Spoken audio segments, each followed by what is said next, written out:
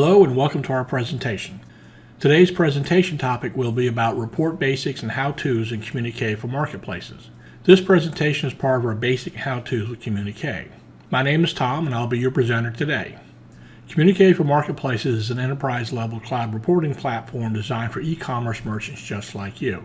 Communique features over 220 standard reports, dashboards, and utilities. It is remarkably intuitive and easy to use. In no time you'll be running reports just like a pro. Understanding the basic how-to with reports is essential in achieving the most from your reporting experience with Communique. All reports have the basic structure, features, and layout. Once you understand how to use one report, you will know how to use them all. The main difference between reports will be its purpose, data content, and filters. Let's get started with Report Basic and How-To's presentation for Marketplace Reporting. We will start with the top customers report found in the Customer section. When selecting any report in Communique, all reports start with a blank screen. You'll need to tell Communique what data you want displayed by initiating a search and using the data filters for the report. Let's take a look at some common elements found in all reports. All reports have both a report header at the top and a report footer at the bottom. If a report footer is not visible, it has likely been toggled off. The left side of the report header displays the report name. The right side of the report header displays the record count for the results. Moving to the data analyzer, you will find column headers with names to indicate the type of data you can expect to find in the column. The Analyze area is where the results from the search is displayed. At the bottom of the data analyzer, you will see a report footer. The report footer displays column grand totals. Depending on the column, it can be the sum, average, or count of the corresponding column. This report has a chart view feature. Not all reports have this feature. You can review our video Chart View Features for Reports for information on how to use Chart View. Let's perform a search to view data and explore more report features. You can access the data filters for any report one of three ways.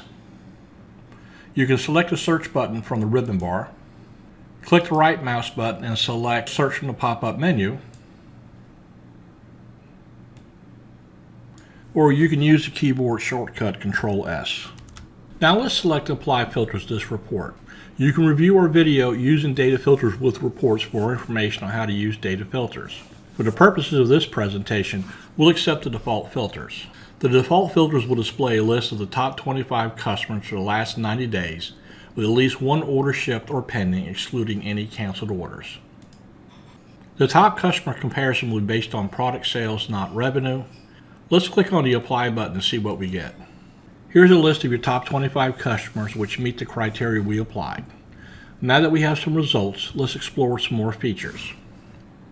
Clicking the search button activates the data filters as you've seen before. The buttons after search provide the ability to view report parameters, which is a list of all criteria used to generate the current report results. Save data view saves the current search parameters for reuse later. Open Data View lists any saved data views for reuse. The next button refreshes your report data, followed by an Erase button to clear data from your report. And lastly, for those reports that support data pages, the Data Page button displays or hides the data page. We'll discuss more about data pages in another video. The next series of buttons are the Print and Preview. The Print button allows you to print direct to a printer. The Print Preview button allows you to preview the report before you send it to a printer or save it to a file such as PDF. The next button allows you to schedule the report so it will automatically run by itself at another point in time. The final button found in the Options section is Tools. The Tools button is a drop-down menu which lists any additional tools or utilities available for the report. In the case with this report, you can export the results to an industry-standard data file like Excel. The Configure section includes the Display and Options buttons. They both do the same thing except in a different way. When selecting the Display button, a dialog pops up with column options, report settings, and more options. With column options, you can toggle columns off and on. Let's toggle the State column to see how it works. In the Report Settings section, you can toggle on various grid settings like Show Filter Box, Show Find Panel, and Show Group By Box. Another important feature found in all reports is a pop-up menu. Hover your mouse cursor over any report and right-click the mouse button with the pop-up menu. The items listed in the pop-up menu are commands or options specific to the active report. This report you can search, view parameters, view the report data page, export data, print, preview, scheduled, and lastly, you can select help for more information about this report. This concludes our presentation of the report basics and how-to with Communique for marketplaces. In summary, all reports have the same basic structures, features, and layout. Once you understand how to use one report, you will know how to use them all. The main difference between reports will be its purpose, data content, and filters. Reports are crucial for any business, especially yours. Marketplace reporting provides you with better reports so you can have better results for your business.